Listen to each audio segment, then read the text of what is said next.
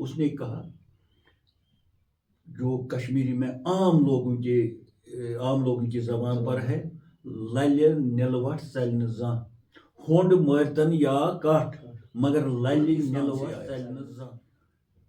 वो आया, वो किसी जहाज में नहीं आया, वो किसी गाड़ी में नहीं आया, वो आया किस तरह इन वलियों को होता है तय मकान तय लिसान तय जमान, ये 3 ताकतें होती हैं। हम यहाँ तय मकान काबिल फिक्र है कि पानी के घड़े में अगर हम 10 किलो पानी हम मुशक्कत करते हैं, 10 किलो पानी, 20 किलो पानी, 100 किलो पानी, 1 क्विंटल, हालांकि क्विंटल मत था।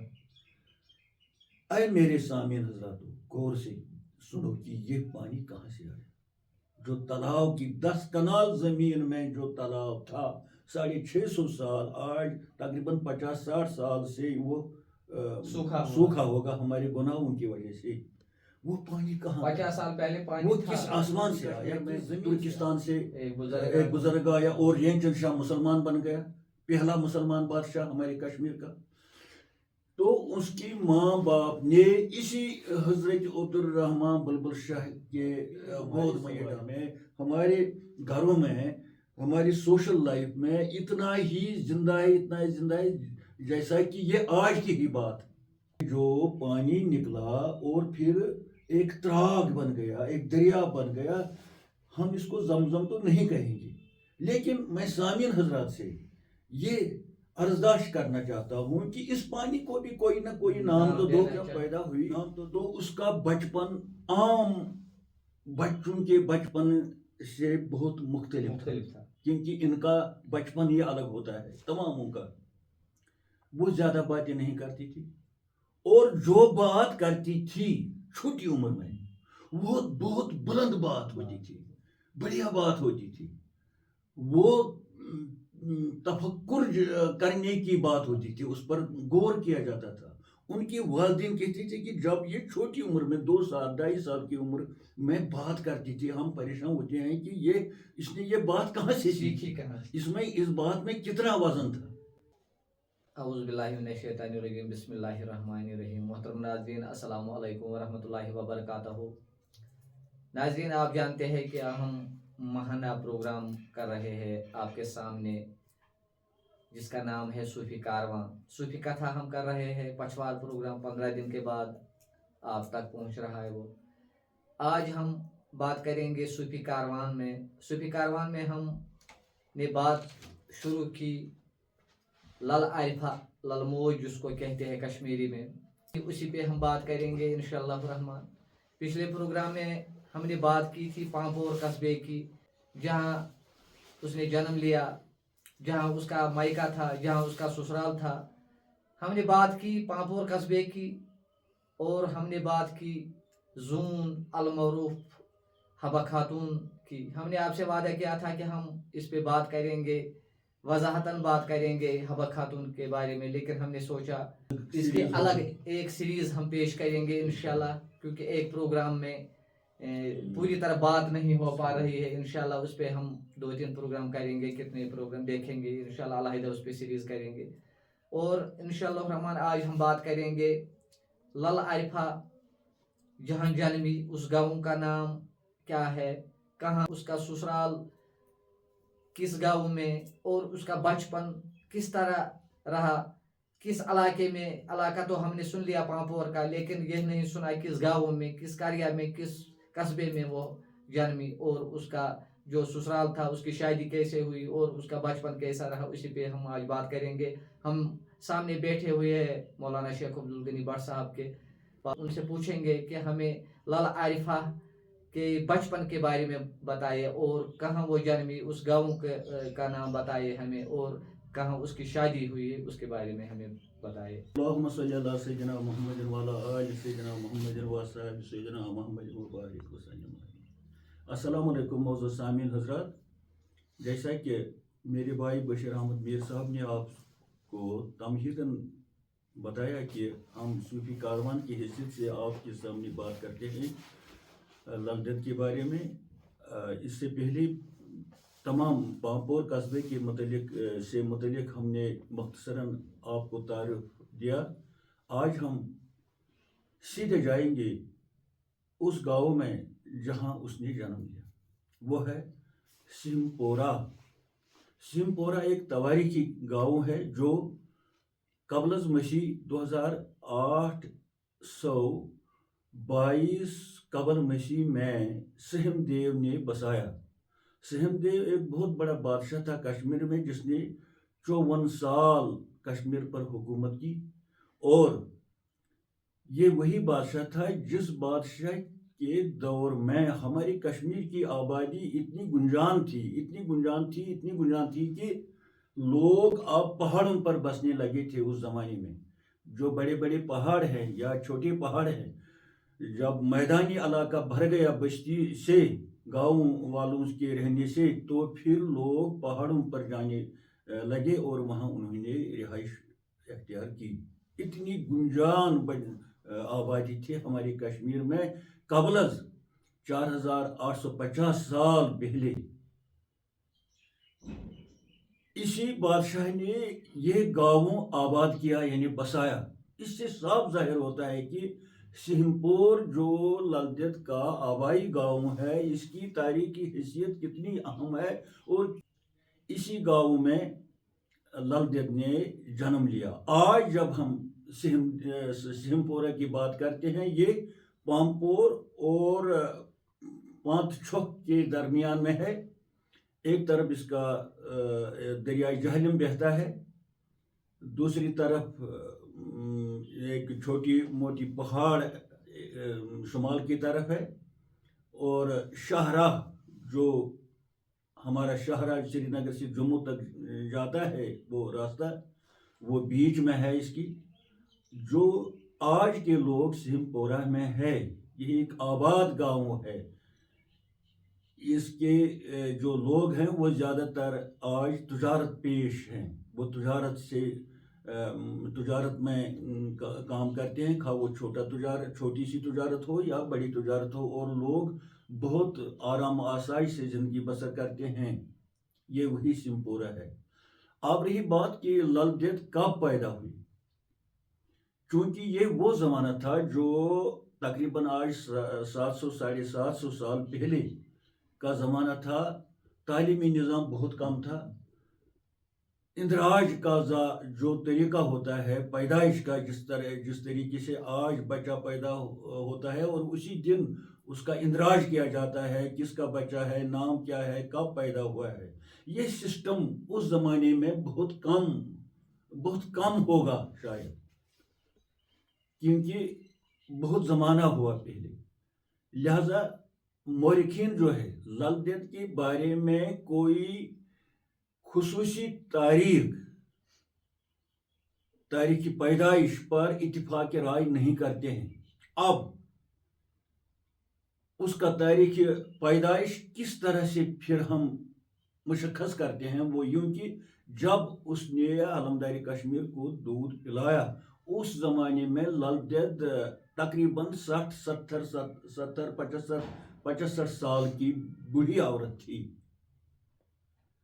مورخین نے پھر اسی دودھ پلانے کے زمانے کو، جو لل دید کا بڑھاپا تھا، 70-65 سال کے درمیان کا زمانہ تھا، اسی سے انہوں نے ایک رائے بنائی اتفاقاً کہ وہ تقریباً 719-20 ہجری میں اور مطابق 1318-19 یا 20 عیسوی میں، اس کا مطلب یہ ہے کہ 726 سال پہلے وہ پیدا ہوئی۔ یعنی آج سے لل دید کے پیدا ہونے کے زمانے کو 726 سال ہوتے ہیں۔ یہ تو اس کا تاریخی پیدائش کا تعارف ہے جو ہم آپ کی خدمت میں پیش کرتے ہیں۔ اب رہا بچپن، جیسا کہ بشیر احمد نے، ہم اس کے بچپن کے بارے میں بات کرتے ہیں۔ بشیر صاحب، ایک بات ہے، کئی لوگ ایسے ہوتے ہیں جو مادرزاد اچھے ہوتے ہیں، نیک ہوتے ہیں، جن کو ہم کہتے ہیں یہ مادرزاد ولی ہوتے ہیں. کئی لوگ ایسے ہوتے ہیں جو بعد میں اچھے بنتے ہیں. مثلا ہم بات کرتے ہیں مختصر پر یہاں حضرت حبیب اعظمی رحمۃ اللہ تعالی علیہ، بہت بڑا ولی جو حضرت غوث الاعظم کا بھی پھر شجر طریقت میں پیر بنتا ہے. یہ اتنا جاہل تھا، اتنا سود خار تھا کہ اگر ہم اس پر بات کریں گے تو ہم للدت پر نہیں پہنچ سکتے ہیں.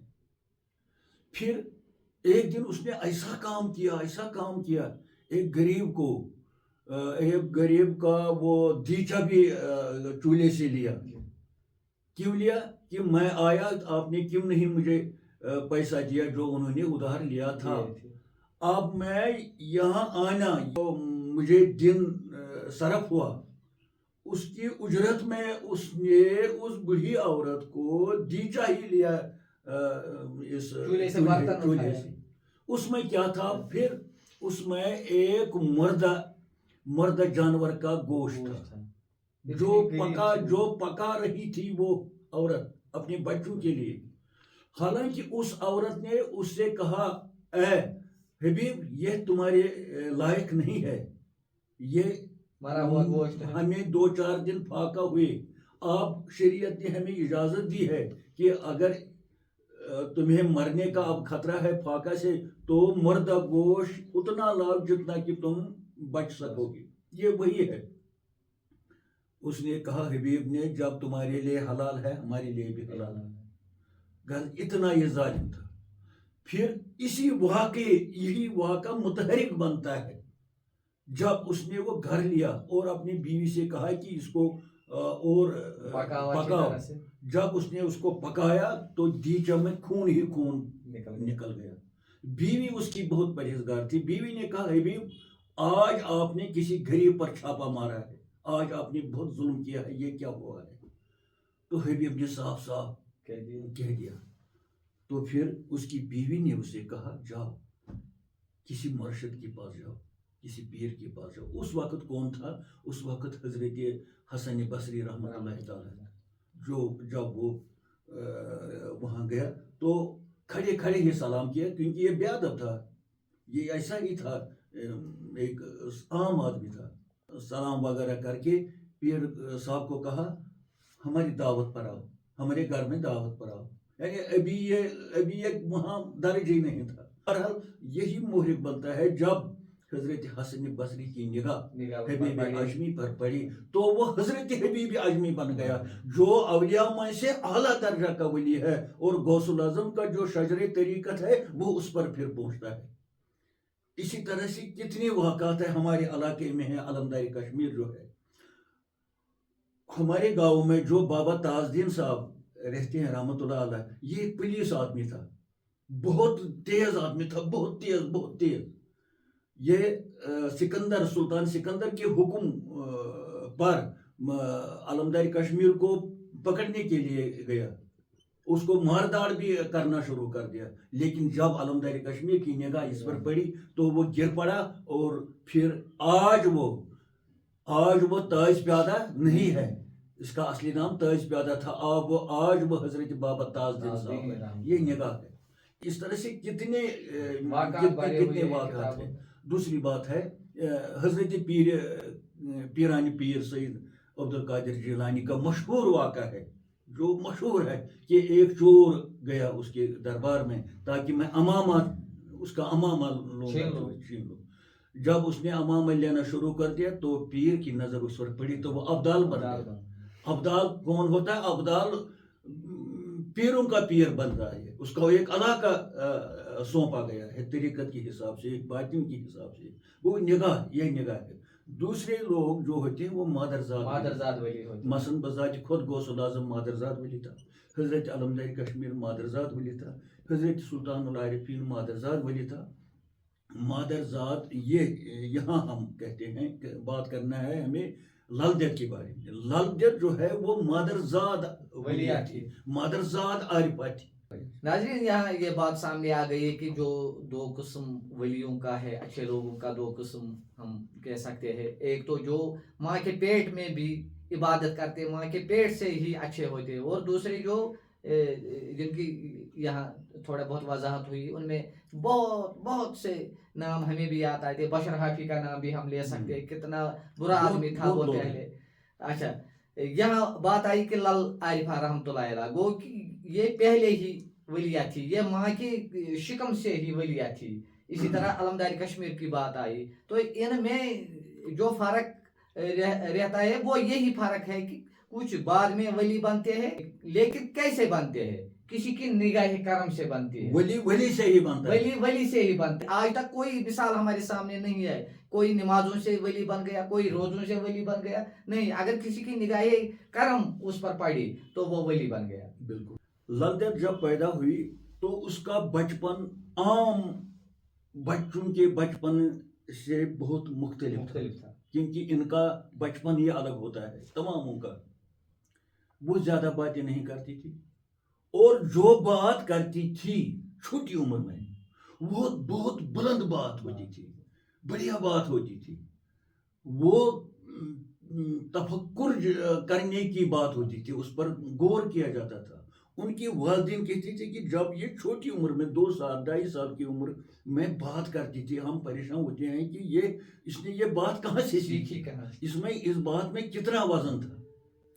फिर जब वो 5 साल 4 साल 5 साल की हो गई तो ये बेचारे बाप और ये माँ ये परेशान हो गए कि ये जो हमारी बच्ची है ये ऐसी बातें करती हैं जो बुजुर्गों की बातें हैं, मुनियों की बातें हैं, ऋषियों की बातें हैं, हम क्या करेंगे इसको। तो उन्होंने ये 5 साल बच्ची ले ली। कहाँ, ये तो अनोखी बात होगी। उन्हीं दिनों में आया था यहाँ हजरत सैयद अब्दुल रहमान बुलबुल शाह रहमतुल्लाह ताला अलैह, बवजह जो आम लोगों को पता है कि हमारा जो बादशाह था रेंचन शाह, तो मजहबी इख्तिलाफ था उस वक्त बुद्ध धर्म का और हिंदू मत का। वो खुद बुद्ध धर्म का पैरोकार था, तो उसने चाहा कि जो ये मजहबी रसकशी कश्मीर में है, मैं ऐसा मजहब इख्तियार करूं जो खुदा को पसंद है और सबसे आला हो। उसने क्या किया, उसने एक अपने मन में ख्याल किया कि जिसकी नजर मुझे कल पहले जिस शख्स पर पड़ी मैं उसी का मजहब। तो अल्लाह ताला ने इल्हाम दिया, हुक्म दिया, गैबी हुक्म हजरत सैयद अब्दुल रहमान बुलबुल शाह जो तुर्किस्तान से आया, वो आया, वो किसी जहाज में नहीं आया, वो किसी गाड़ी में नहीं आया, वो आया किस तरह, इन वलियों को होता है तय मकान तय लिसान तय ज़मान, ये 3 ताकतें होती हैं। हम यहाँ तय मकान वो मकाम होता है वलियों को जो एक ही लम्हे में हजारों मील तय करते हैं, उधर भी होते हैं इधर भी होते हैं। इसी तय मकान के जरिए से तुर्किस्तान से रातों रात हजरत सैयद अब्दुल रहमान फिर बन गया बुलबुल शाह, वो कश्मीर में बन गया बुलबुल शाह, इस तरह नहीं, पहले सैयद अब्दुल रहमान।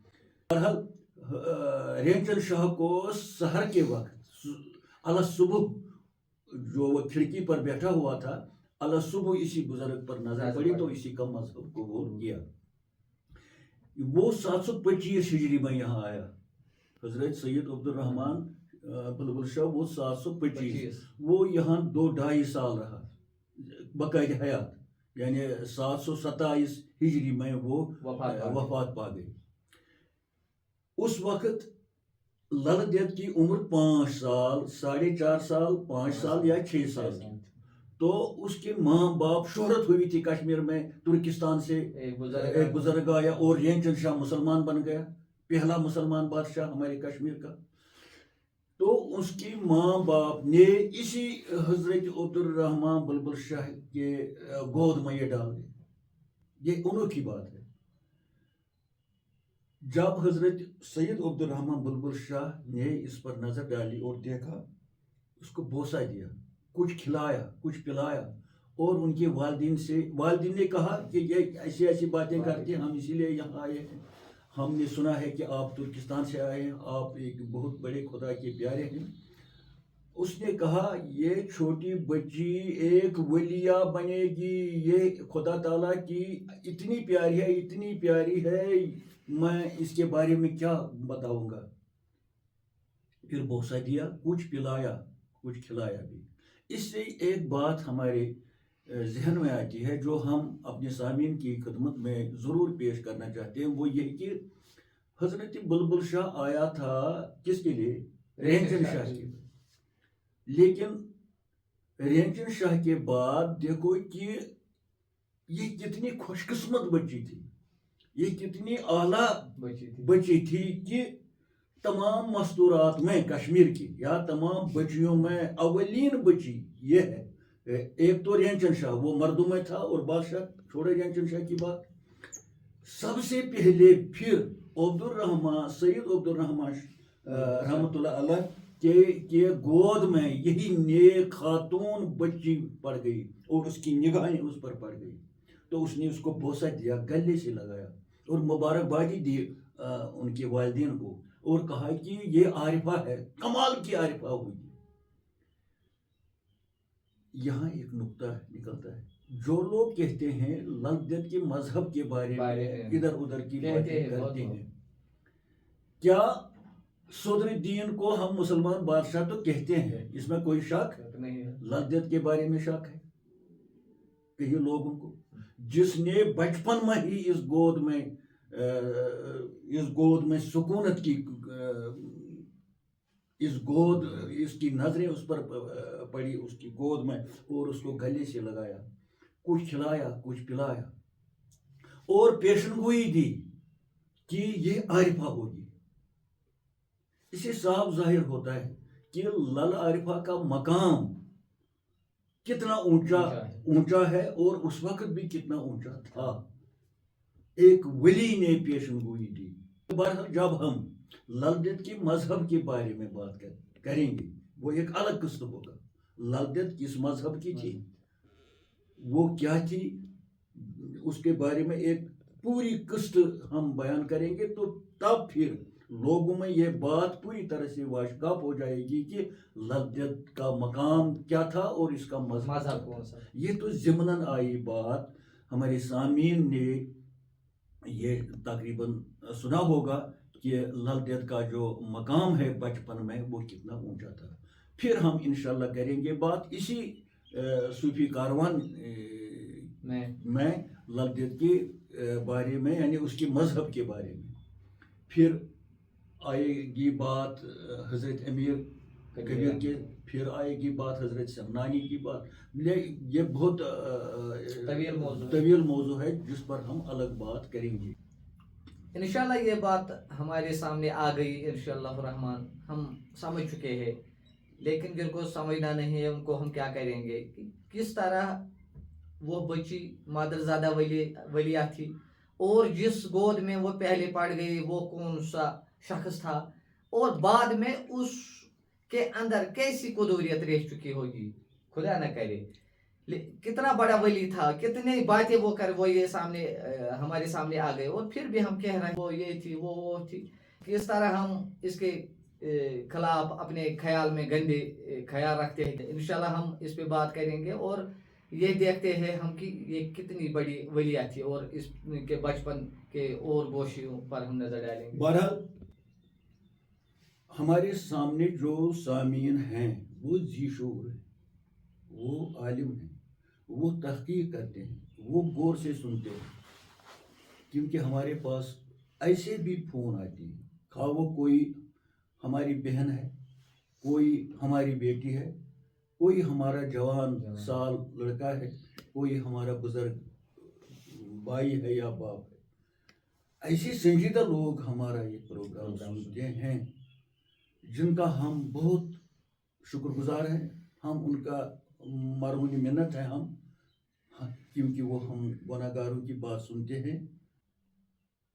اس لحاظ سے جن کے سامنے بات پہنچی، یہ اشارہ انہوں نے سمجھ لیا، باقی رہی ان لوگوں کی بات، ان کی کوئی خطا نہیں ہے، انہوں نے ایسا ہی سنا ہے، وہ تحقیق نہیں کرتے ہیں، وہ تواریخ کی کتابیں نہیں پڑھتے ہیں، फिर वो खुले दिल से नहीं न सुनते हैं न पढ़ते हैं, सुनी सुनाई बातों पे अमल सुनी करते हैं। सुनाई बातों पर अमल करते हैं, खुद तहकीक का मादा उनमें कम है।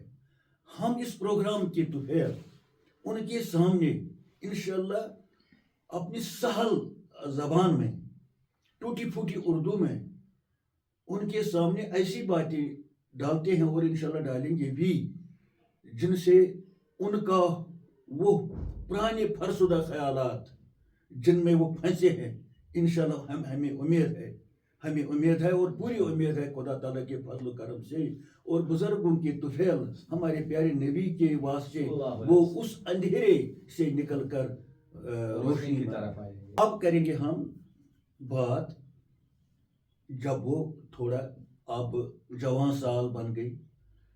उस जमाने में रिवाज था कम सिन बच्चों को शादी करनी थी, खा वो लड़का होता था खा वो लड़की होती थी, क्योंकि ये ब्राह्मण घराने में थी।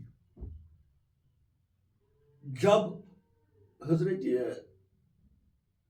अब्दुर्रहमान बुलबुल शाह से वो वापस आए, 4-5 साल की था उस वक्त, फिर उसने क्या किया, मुरवजत तालीम जो थी उस वक्त मजहबी तालीम, ये एक ब्राह्मण घराना था। ब्राह्मण घराने में पढ़े लिखे लोग होते हैं, जिस तरह हमारे पीर खानदान में जो होता है पढ़ा लिखा कौम होता है, इसी तरह ब्राह्मण, उसका बाप ब्राह्मण था, उसके दादे ब्राह्मण थे, माँ भी ब्राह्मण ज़्यादा थी, उन्होंने उसको मजहबी तालीम दी। एक तरफ तो वो मदरजाद वलिया थी, दूसरी तरफ निगाह हजरत सैयद अब्दुर्रहमान बुलबुल शाह पर पड़ी।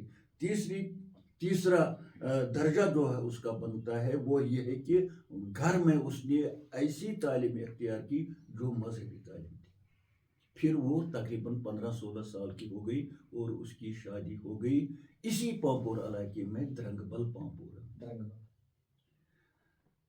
जब वो ससुराल में पहुंचे, ये आम बहुओं से अलग थी। जिस तरह वो घर में आम बच्चियों से अलग उसका किरदार था, इसी तरह जो आम बहू बेटियां होती हैं, इसी तरह ससुराल में भी उसका एक अलग रोल था। वो बातें काम करती थी, दिन भर काम करती थी, दिन भर काम करने के अलावा जो काम फर्माबरदारी थी, खा सास की, खा ससुर की, खा अपने शौहर की, वो पूरी तरह से वो तमाम फराइज अंजाम देती थी। लेकिन बदकिस्मती क्या, ये औलिया का इम्तिहान होता है, ये बुजुर्गों का, तमाम बुजुर्गों को इस तरह की आजमाइशों से गुजरना पड़ा।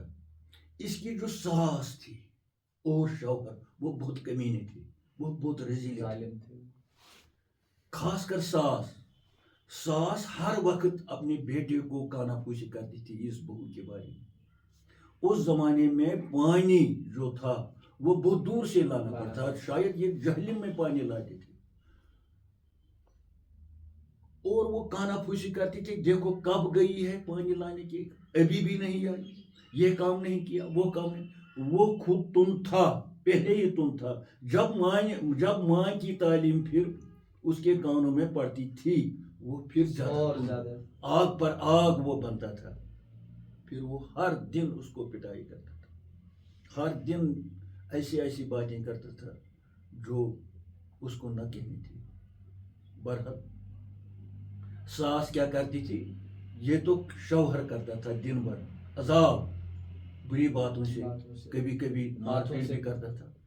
शाम को जब उसको भात खाना था तो उसकी सास, जिसको हम कश्मीरी में कहते हैं काजवट रखती थी उसके थाल के नीचे, फिर थोड़ा चावल उस पर डालती थी, दिखाई देता था कि बहुत बड़ा बर्तन है भात का। ललदत क्या करके, जवान साल बेटी थी, वो आहिस्ता आहिस्ता से ये पत्थर निकलता था और धोकर उसी जगह रखती थी जिस जगह वो था। 12 साल हो गए, कोई छोटी बात नहीं। एक दिन, जो सबों को पता है, यहाँ इयादा किया जाता है, एक दिन इन ललदत की ससुराल में नियाज था और जो इसकी सहेलियाँ थी वो पानी लाने के लिए गई थी, वो जमा थी वहाँ, उन्होंने उससे कहा कि आज क्या परवाह है, लाल को आज लाल के घर अच्छे में अच्छे आज खाना अच्छे खाना पकवान बनते हैं, उसको उसने कहा जो कश्मीरी में आम लोगों की जबान पर है, लल्य निलवट चलन जा, होंड मरतन या काट मगर लल्य निलवट चलन जा। ये बात उसका सास जो था वो बाथरूम में उसका था, वजू करता था, वो ससुर था उसका। हाँ ससुर था, ये बात वो सुनता था। कहाँ सुनता था? इसी दरिया के एक तरफ 2-4 बगल थे, पुराने जमाने में उनको सरांदकुट कहते थे, बाथरूम वो लकड़ी की होती थी, उसी में वो वजू करता था।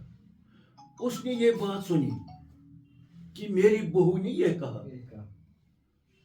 वो सोचता रहा, उसने ये कहा, ये बात क्यों कही, इसमें क्या पस मंजर है। तो बहरहाल शाम को वो उसी के सामने बैठा खाना खाने के वक्त, वो चौंकना रहा। तो उसने ये सब कुछ देखा, उसने इस बहू को अलग बुलाया और कहा कि ये क्या वजह है, कब से आपने वो जो बात अपनी सहेलियों से कही उसमें क्या पस मंजर है। फिर इस बहू ने कहा मुझे 12 साल तक ऐसा ही सहना पड़ा। तो बहरहाल इस ससुर का जो अमामा था, अमामा हमारे कश्मीर में खा वो मुसलमान बूढ़ा आदमी था, खा वो हिंदू में, वो अमामा पहनते थे दस्तार। उसने अपना दस्तार ललदेद के सर पर रखा और कहा आपने मेरी इज्जत बचाई, आज तक आपने किसी को नहीं बताया, ये आपको पता है और आपके परमात्मा को पता है। बहुत मुबारकबाद दी। बहरहाल उसने कल अपनी बीवी को बहुत बहुत कुछ कहा कि आपने ये क्या किया। बहरहाल ये जो वाक़ा है, ये हमारे कश्मीर में हर घर में ये वाक़ा, हर फर्द को ये वाक़ा मालूम है। आज हम जब किसी औरत के बारे में, सब्र के बारे में बात करते हैं, तो वो कहती है कि मेति पे लल हिंद पट निलवट बर्दाश्त कर। ये वहां से आज 700 साल पुरानी बात है, लेकिन आज भी ये लल हुंद निलवट आज भी हमारे समाज में, हमारे घरों में, हमारी सोशल लाइफ में इतना ही जिंदा है जैसा कि ये आज की ही बात। ये एक मशहूर वाक़ा है उसकी जिंदगी का, ये एक वाक़ा है उसकी जिंदगी का ससुराल में। दूसरा अहम वाक़ा वो ये है कि एक दिन वो पानी लाने के लिए गई, इसी जहलम से पानी लाना था। उसकी सास ने अपने बेटे को कहा देखो कितना टाइम हो गया, अभी भी नहीं आया। उसने डंडा उठाया और यहाँ से ही आग बगोला हो गया। उधर से उसकी बीवी आ रही थी गड़े को सर पर रखते हुए। उसने पूछताछ के बगैर, कोई बात करने के बगैर ही डंडा मार दिया इस गड्ढे पर। गड्ढा टूट गया और पानी मुअल्लक रह गया, पानी जो का त्यों रहा। जब वो घर आई और उन तमाम बर्तनों में पानी डाल दिया जो खाली थे, फिर ये पानी जो का त्यों बच गया। जब तमाम बर्तनों को भर दिया, फिर खिड़की से इसी पानी को बाहर डाल दिया। उसके ससुराल के नजदीक एक बहुत बड़ी जमीन का एक खाता था, उस पर जब ये पानी पड़ गया वो तालाब बन गया, जिसको आज भी हम ललत्राग कहते हैं। वहां से ही ये लफ्ज बन गया। इस जो ये जमीन का जो खाता था वो तो मैदान था, लेकिन फिर बन गया त्राग। त्राग कश्मीरी जबान में उस जमीन को कहते हैं जो तालाब जैसा होता है, जिसमें पानी ही पानी रहता है। ये अहम वाक़ा है उसकी जिंदगी का। और जब ये नमूदार हो गया कि लल ने पानी डाल दिया, ऐसा किया, तो फिर وہ اس گھر میں پھر نہیں رہی. اس کی اریان ہو گئی. کیا اریان ہو گئی؟ اس کی اصلیت اریان ہو گئی. فقرت جس کو ہم کہتے ہیں، اس کی حقیقت اب اظہار ہو گئی لوگوں کے سامنے، اس کے سسرال کے سامنے، کہ ہمارے گھر میں کون تھی، یہ بہو کیا تھی، ہم کس کو پیٹتے تھے، ہم کس سے زیادتی کرتے تھے، ہم کس کو یہ تھوڑا تھوڑا یہ کھانا دیتے تھے، تھوڑا سا کھانا دیتے تھے. اس نے کتنا برداشت کیا. یہ دوسرا اہم واقعہ ہے جو مشہور واقعہ ہے. آج بھی وہ لل تراغ وہی لل تراغ ہے جو میں نے خود اپنے ہاتھوں سے 2-3 سال پہلے صاف کر دیا.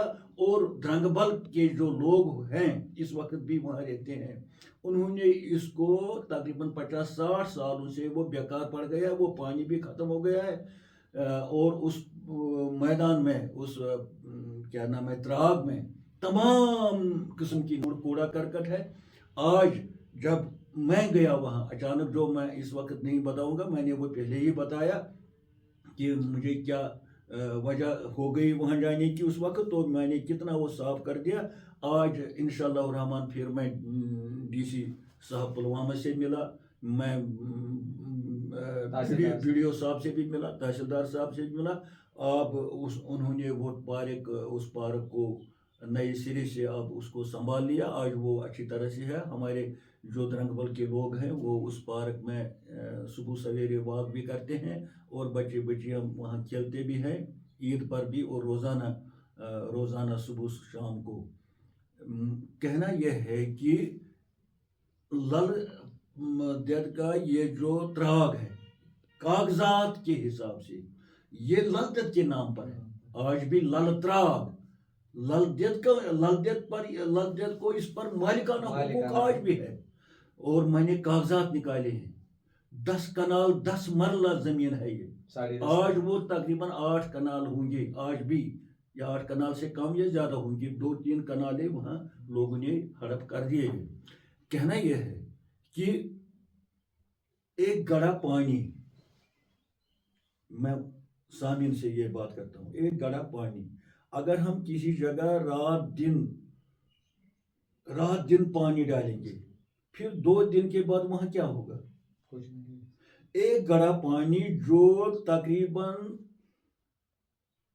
650 سال تک تلاؤ کا ہی شکل اختیار کر چکا تھا، اور تلاؤ ہی تھا جہاں ہندو لوگ بھی جاتے تھے، مسلمان بھی جاتے تھے، سکھ لوگ بھی جانتے تھے، اعتقاد سے جاتے تھے.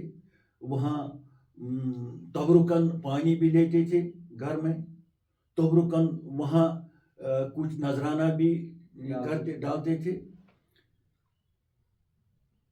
یہ بات قابل فکر ہے کہ پانی کے گھڑے میں اگر ہم 10 کلو پانی ہم مشخص کرتے ہیں، 10 کلو پانی، 20 کلو پانی، 100 کلو پانی، 1 کوئنٹل، حالانکہ کوئنٹل مت تھا. اے میرے سامعین حضرات، غور سے سنو کہ یہ پانی کہاں سے آیا. جو تلاؤ کی 10 کنال زمین میں جو تلاؤ تھا 650 سال، آج تقریباً 50-60 سال سے وہ سوکھا ہوگا ہمارے گناہوں کی وجہ سے. وہ پانی کہاں، 50 سال پہلے پانی وہ کس آسمان سے آیا، کس زمین سے آیا؟ ہمیں آب زمزم جو ہے ہمارے مکہ شریف میں، جو عالمی لیول پر ایک متبرک پانی ہے، جو حاجی صاحب ضرور لاتے ہیں، ہے نا. متبرک تبرک جو ہے وہ ہے آب زمزم. اس کی ایک وجہ ہے، وہ کہاں پیدا ہو، کس طرح پیدا ہوگی. وہ حضرت اسماعیل کی ایڑیوں سے، جب وہ چھوٹا تھا اس کی ماں پانی ڈھونڈ رہی تھی، اور وہ رگڑ رہا تھا پریشانی سے، گرمی کی وجہ سے، یہ ایڑی، اپنی پاؤں کی ایڑی، تو اس ایڑی سے ہی وہ پانی زمزم جو ہے نکلا. وہی زمزم قیامت تک ایک متبرک پانی کی حیثیت سے ہم بہت ہی ادب سے پیتے ہیں، اور حاجی لوگ تبرک بھی لاتے ہیں، خاص تبرک ہے وہ آب زمزم. اور اس پانی کو ہم کیا نام کریں گے؟ یہاں لل دید کے اس گھڑے سے جو پانی نکلا اور پھر ایک تراغ بن گیا، ایک دریا بن گیا، ہم اس کو زمزم تو نہیں کہیں گے. لیکن میں سامعین حضرات سے یہ ارزداشت کرنا چاہتا ہوں کہ اس پانی کو بھی کوئی نہ کوئی نام تو دو، نام تو دو. یہ کہاں سے آیا؟ یہ کس زمین سے ٹوٹی؟ زمین سے تو کوئی چشمہ ہی نہیں پھوٹا وہاں، آسمان سے بھی نہیں آیا کہ یہ پانی، یہ اسی گھڑے سے ہی بنا ہے. لیکن گھڑے میں صرف 10 کلو پانی تھے شاید، یا ہم یہ مشخص کرتے ہیں 10 کلو تک. لیکن دریاؤ کہاں سے آیا؟ کیا یہ متبرک سر نہیں تھا؟ کیا یہ متبرک وجود کا مجسمہ نہیں تھا جس وجود کے سر پر یہ پانی نیچے گرا اور ایک تالاب کی شکل اختیار کر گیا؟ ہمارے کشمیر کے لوگ اعتقادی لوگ ہیں پرانے زمانے سے، لیکن بدقسمتی سے نہ معلوم ہمارے جوانوں کو کون سے ایسے مرشد پڑ گئے، کون سے ایسے استاد پڑ گئے جن استادوں نے ان موسم جوانوں کو، ان شریف طبع جوانوں کو اس اعتقادی راستے سے نکال کر ایسے راستوں پر لگایا جو گمراہ کن راستہ ہے، جو ناقابل برداشت راستہ ہے ان کے لیے، جو مضر راستہ ہے. ہمیں تفکر کرنا چاہیے، ہر ایک کو تفکر کرنا چاہیے کہ یہ پانی کہاں سے آیا، یہ پانی اتنی سالوں تک کیوں تھا. تو بہرحال یہی وجہ بن گئی لل دید کو اپنے سسرال سے نکلنے کا، یہاں سے اس کی مجذوبیت کا زمانہ بنتا ہے. سامعین، ہم نے بات کی یہاں کہ کس طرح لل عارفہ کا جو روحانی سفر تھا وہ کس طرح عریاں ہو گیا، کس طرح وہ سامنے آ گئی، اور جو برداشت اس نے کیا. اپنے یہ باتیں ہم نے اپنے داداؤں پر داداؤں سے سنی ہے، لیکن یہاں یہ بات سامنے آ گئی. اس بات پر ہمارا دھیان نہیں جاتا تھا، کسی کا دھیان لگ بھگ نہیں جاتا تھا. ہم یہ نہیں سوچتے تھے کہ اتنا پانی، اتنا چھوٹا سا گڑھا اور اتنا پانی بن گیا. 40-50 سال جو پرانے بزرگ ہے انہوں نے، میں نے خود سنا ایک بزرگ سے، اس نے کہا میں نے اسے پانی پیا، میں نے اس میں نہایا. گو کہ 40-50 سال پہلے ایک تالاب تھا لیکن آج نہیں ہے. چلو پھر بھی آج وہ اچھی طرح ہے، جس میں ایک بہت سا کوڑا کرکٹ تھا، اور جس کو انشاءاللہ الرحمن مولانا صاحب کی ہی کاوش تھی. وہ جب یہ وہاں گئے اور کچھ اشخاص نے اس طرف دھیان دیا اور وہ بہت اچھی پارک بن گئی. آج بھی وہاں لوگ لطف اندوز ہوتے ہیں. لیکن یہ بات سامنے آ گئی کہ یہ پہلی اس کی کرامت ہے. ایک جوان سال تھی وہ تب، اس کی کرامت کتنی بڑی کرامت تھی. آج بھی اگر ہم اس پہ غور کریں گے تو بہت بڑی کرامت. اس نے ایک ولیہ کی حیثیت سے یہ کرامت نہیں، یہ بہو تھی. بہو کو شوہر نے پیٹا، بہو کی حیثیت سے اس نے یہ پانی سر سے باہر پھینک دیا. پھر جب وہ طریقت کے منازل طے کر گئی، جب وہ پھر مجذوبیت کے عالم میں پڑ گئی، یہاں سے اس کی مجذوبیت کا زمانہ پھر آتا ہے. انشاءاللہ دوسری قسط میں ہم اس کی سسرال سے باہر کا جو زمانہ ہے، جو اس نے جنگلوں میں، ویرانوں میں، گلیوں کوچوں میں گزارا، اسی پر ہم بات کریں گے. پھر آئے گی اس میں اور ایک اہم بات، وہ ہے ملاقات حضرت امیر کبیر رحمۃ اللہ تعالیٰ کے ساتھ انشاءاللہ. محترم ناظرین، ہم نے یہاں بات کی آپ سے انشاءاللہ الرحمن لل عارفہ کے جو اس کا بچپن تھا، اس کی جوانی تھی. انشاءاللہ جیسے کہ مولانا صاحب نے اندیا دیا کہ اگلے پروگرام میں ہم کس پہ بات کریں گے انشاءاللہ الرحمن. تب تک آپ ہمیں اجازت دیجیے. سلامت رہے. السلام علیکم.